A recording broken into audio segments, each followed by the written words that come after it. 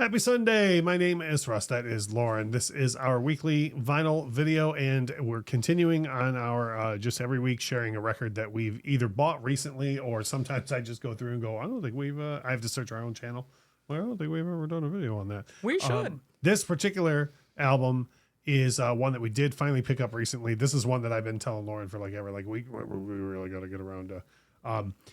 We might as well get this part out of the open first. Color and the Shape fans, this video is not for you. I think Wasting Light is absolutely a masterpiece by the Foo Fighters front to back. I think it's the only masterpiece that they've ever made front to back, which is why this video is not for Color and the Shape fans. I don't dislike that record, but I think this annihilates it on every level. As far as Wasting Light goes on vinyl, there are some interesting things about it that there's the I guess like the rotation based elephant in the room is the fact that the only versions of it available are 45 RPM. Mm-hmm. Like there's a lot of remasters out there and even some new albums that come out that they give you a choice. With Wasting Light, it's 45 RPM or nothing. You have no choice. And we've done videos on the channel before about 33 versus 45. And for all of the advantages that there are to 45 RPM, there's a lot of people who have valid concerns and dislikes about it. For example, the way you and I's listening area is set up, we sit in high top, right at a bar 5 feet from the stereo. So for either one of us, two songs that are on the side of a 45 RPM record, you just get off the bar stool and go over there and do it. A lot of people, what they have is, you know, a big, huge dedicated area of listening room. They have 10, 20, 30 feet between them and the stereo, and they have a dedicated like couch. And I'm not discounting any of this. Like that's more power to you. So for them, 2 songs per side and in some cases, 1 song per side.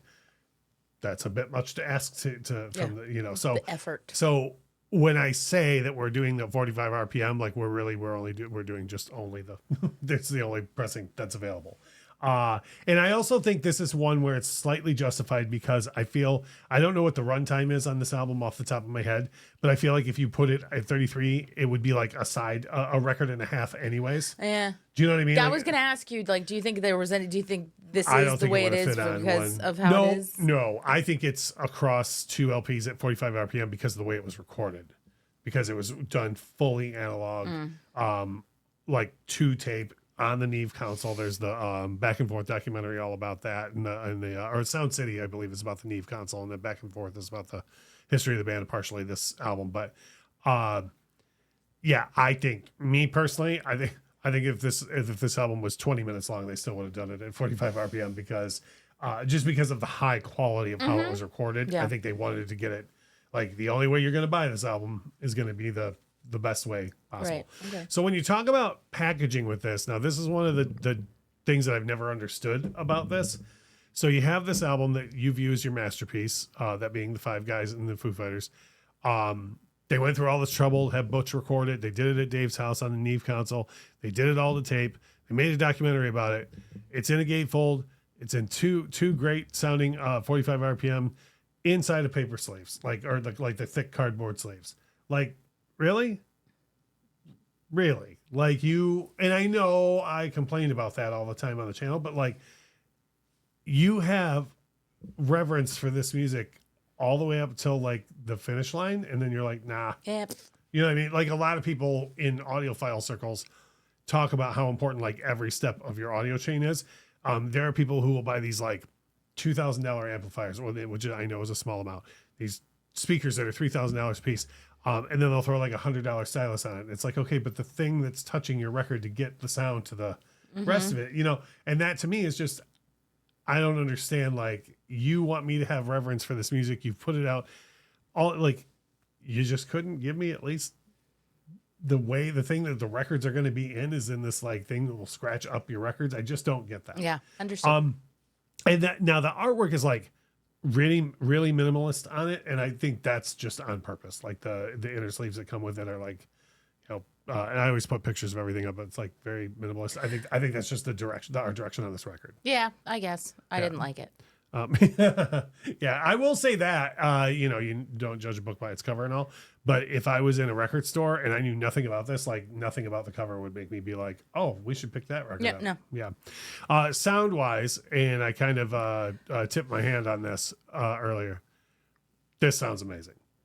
Like, you agree. Like, when this album came out, I remember talking up a storm to anybody that would listen to it. Because most people know, like, all cards on the table, like, the Foo Fighters were there for me before that. Again, somebody who loves the color and shape right now is like, this guy, God damn it. They just weren't my thing. Like, I like This Is a Call, Big Me, and Everlong, and Times Like These, like a handful of songs, but I never was like, I'm going to go buy that Foo Fighters album today. And then came Wasting Light, and I was blown away. Now, people I kept talking to kept being like, I mean, yeah, it's good, but like, it doesn't sound like like you talked about this, like it was the best sound you've ever heard. We'll come to find out that all of them were streaming it. Oh. So I had people that would come over and they'd hear it and go, oh my God. Yeah, I totally got that. So I totally got I was like, gonna say- yeah, because I'd heard all of this. I'd heard all of this. And I was very much in the okay. Yeah, and Well, okay. yeah, like why does he go on about this record? Yeah. And then I absolutely Even from the start of Bridge Burning, at the start, like when the one guitar is going, if you put that song on streaming, it's very like harsh and in your face. And then when the second guitar comes in, it's just like, here's more guitar. And then when Taylor starts, it's just a wall of sound. Yeah. And on this, it sounds like you're standing in front of the two of them. And I mean, it's not palm muted, but it's very like an intent, like, and when I'm assuming Chris comes over Dave, or vice versa, whatever. That's a lot more intense. And then when Taylor comes in, it is a wall of sound, as if you were standing in front of a live drummer. I know you know all this because you were sitting there, but like that to me, it makes the songs better, even. Yeah. In my opinion. Yeah. So I absolutely agree because I was very like, why this one? Why this one? Until I heard it this way. Yeah, and I was like, you're okay, like I get why this one for you. Yeah. But yeah, I love the album, and especially this way. And it's also one of those things where like, this is one of a handful of records out there that people that are like my days of trying to convince people to listen to vinyl are like behind me. Like either listen to vinyl or don't. I don't care. But if somebody comes up to me and goes, hey, I've never heard something on record before, or like, why do you buy vinyl? This is one of those albums where I'd be like, here's why, price. This is weird with this because it goes anywhere between like $30 and $45. I don't know if it's an in-print thing, like when it's out of print, if it goes up or what. I don't ever see this being a record that's like fully out of print.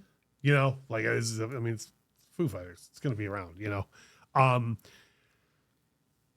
I would pay up to $45 for the record. But when we get into value with that sum, we always say on the channel, like we're not here to tell you how to spend your money, but I would say this. Now here, actually, I'm going to say something and you tell me if you agree with this.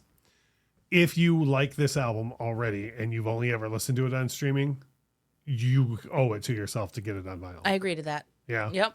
She agrees to those terms. I do. So that for me isn't the value of it. Like I feel like the songs themselves sound so much better and you can hear so much more going on that if you like this album at all, I don't know why you wouldn't own it on vinyl. Well, that makes and sense. Actually, we have a friend of ours who's a big, huge Foo Fighters fan. He owns one record, Wasting Light. That's the only record that he owns is just that. His wife, on the other hand, has a bunch of Matchbox stuff, but he has one record, and it's Wasting Light by the Foo Fighters. But yeah, I know this record's older now, but again, what we do on the channel, at least on Sundays, is just talk about records that we've picked up recently. So there's no end to the diversity of stuff that we talk about on the channel. In the past month alone, we've had videos about Foo Fighters, Ted Nugent, Edie Brickell. We had a person comment the other day that's been in Edie Brickell's entire life and was excited to see someone else cover him, like from England, So there might be no rhyme or reason to our videos that we cover with vinyl, but to me, that's by design. We just like to talk about the things that we are buying, and hopefully you like listening to it. We do have also a couple other videos on the channel every week. So if you haven't yet, hit subscribe and the notification bell, because then YouTube, you don't have to worry about YouTube being like, oh, here's the thing you already subscribed to. Like, you'll get a notification that says every time we have a new video out. So if you would please do those things for us. Once again, that is Lauren. My name is Russ. And as we always say, thank you so much for watching.